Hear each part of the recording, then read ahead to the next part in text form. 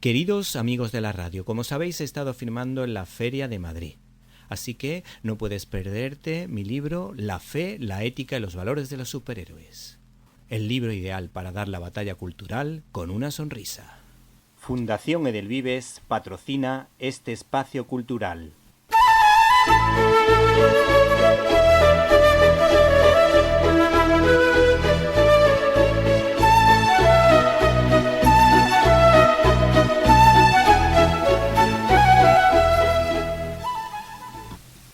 Todavía recuerdo con cariño la primera vez que vi la película de 1936 de Buffalo Bill. Estaba subtitulada en inglés y era cuando yo estaba empezando a estudiarlo. Era una película dirigida por Cecil B. DeMille, una película ágil y divertida protagonizada por Gary Cooper y Jean Arthur.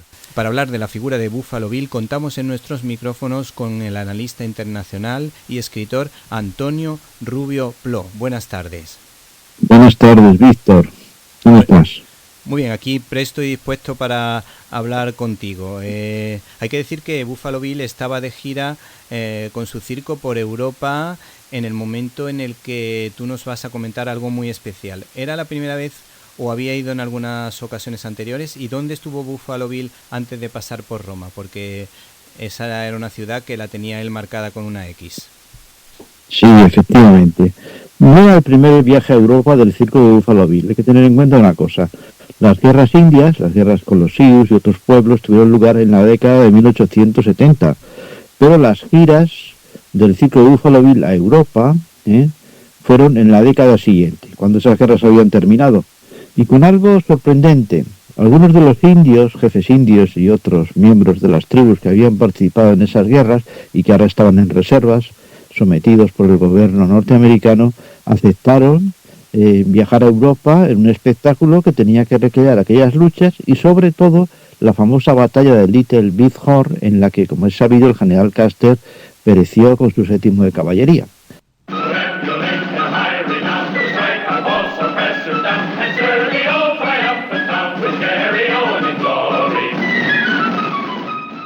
Entonces, algunos jefes indios, como Sitting Bull, Toro Sentado, iniciaron la primera gira, ¿no?, a mediados de los 80. Y luego hubo una gira posterior en la que Buffalo Bill aprovechó la Exposición Universal de París de 1889, famosa porque se inauguró la Torre Eiffel, para visitar la capital francesa y luego recorrer otros lugares de Europa. Y uno de ellos al final fue Roma.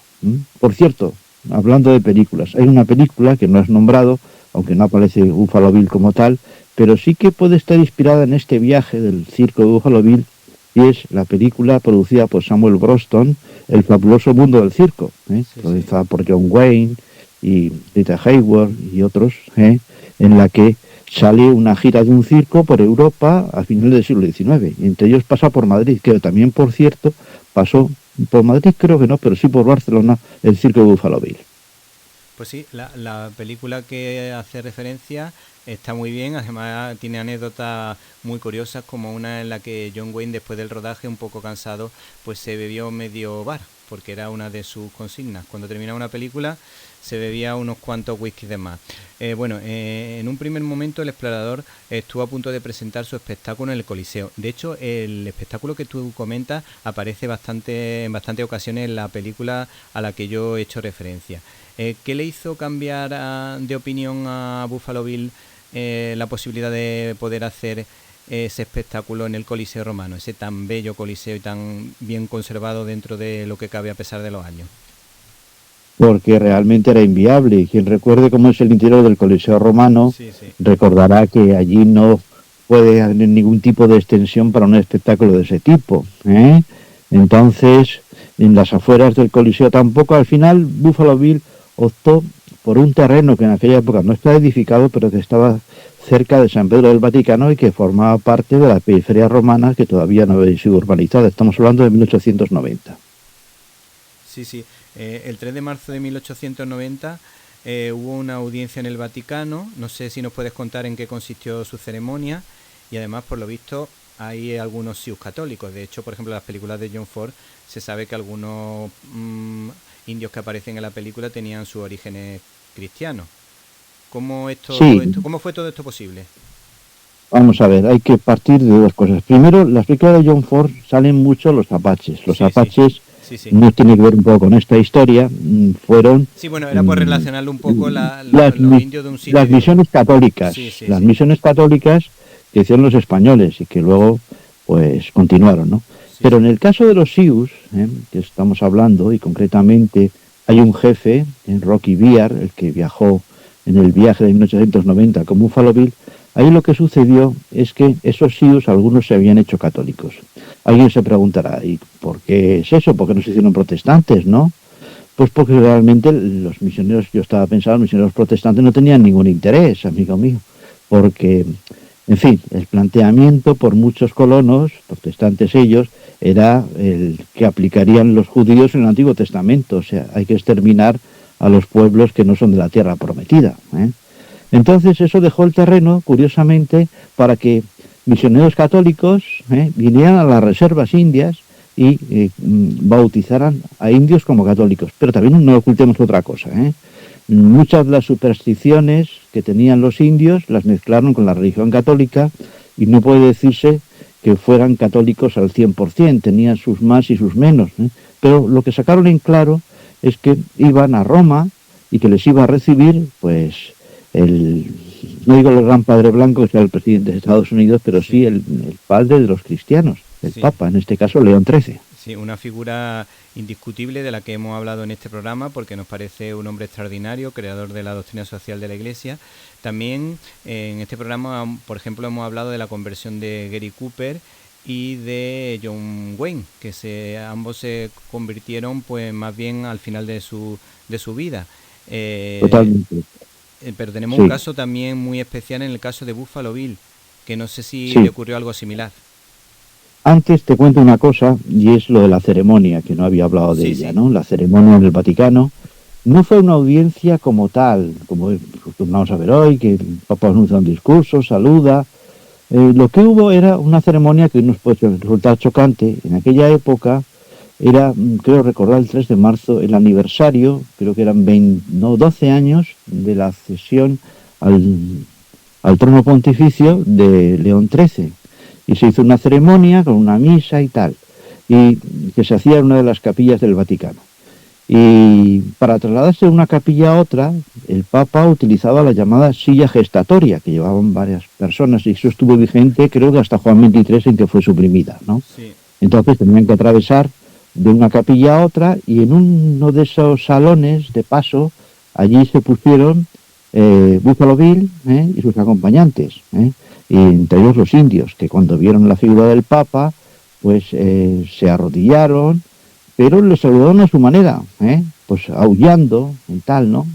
Hay que los cronistas de la época, los periodistas decían que aquello era, pues no sé, si el Papa se había asustado y tal, pero no parece que fuera así. El Papa les dio su bendición desde la silla gestatoria y desde luego fue una ceremonia emocionante para ellos, ¿no? Un periodista de la época comparó aquello, un poco una exageración, como cuando los reyes católicos en Barcelona, Felipe y Fernando, recibieron a los primeros indios del Nuevo Mundo, ¿no? No es así exactamente, esa comparación no es muy acertada, Y vuelvo ahora a lo que me preguntaba sobre Buffalo Bill. Pues que Buffalo Bill llevó una vida, en los últimos años tenía que ganarse la vida, recreando su historia, más o menos mitificada, en Europa, en los circos y también en los propios Estados Unidos. Pero llegó un momento en que el espectáculo hizo aguas.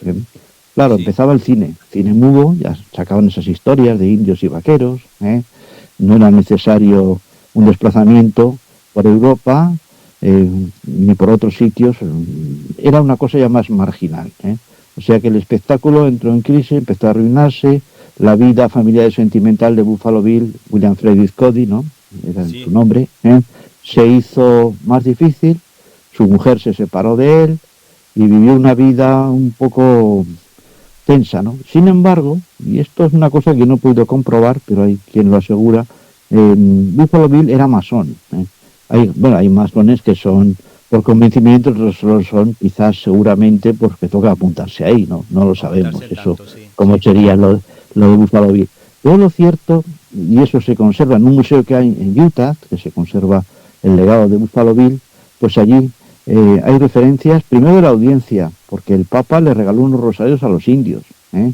Y después el testimonio de un sacerdote que le asistió en los últimos momentos y que lo bautizó en la catedral. No, perdón, he dicho Utah, pero fue en Colorado, en Denver, en la catedral, donde un día antes de la muerte de Buffalo Bill, ya muy enfermo, no sé cómo supo trasladarse allí, pues fue bautizado en la religión católica, ¿eh? Y falleció, no recuerdo la fecha exacta, fue enero de 1917. ¿Eh? Pues la verdad que lo que nos has contado es súper curioso, súper interesante, a la vez profundo, y solo un apunte que yo creo que siempre es interesante para nuestros oyentes, es que gracias a todo lo que a todos los documentos que están en el Archivo de India en Sevilla, pues muchos indios de muchas tribus han podido recuperar sus terrenos porque estaba todo documentado y datado, y de hecho muchos de ellos pues tenían su escritura aquí en España, y en los últimos años pues muchos indios de todas las tribus americanas, estadounidenses, pues han conseguido recuperar tierras gracias precisamente a la buena gestión que se hizo en su tiempo de este tema, del tema de la escritura. Desconocía este caso, ¿no? Sobre todo me imagino que afectaría más a los indios en la zona de la frontera con México, ¿no? Sí, Aquí más los bien indios, en la zona de California, pero aún así sí, California y eso sí, se han encontrado en otro sitio también. pues es realmente muy interesante, ¿no? ¿Eh? Sí, sí. Bueno, pues con este apunte cerramos nuestra interesante colaboración como todos los meses. Pues nada, pues muchísimas gracias, Víctor, ¿eh?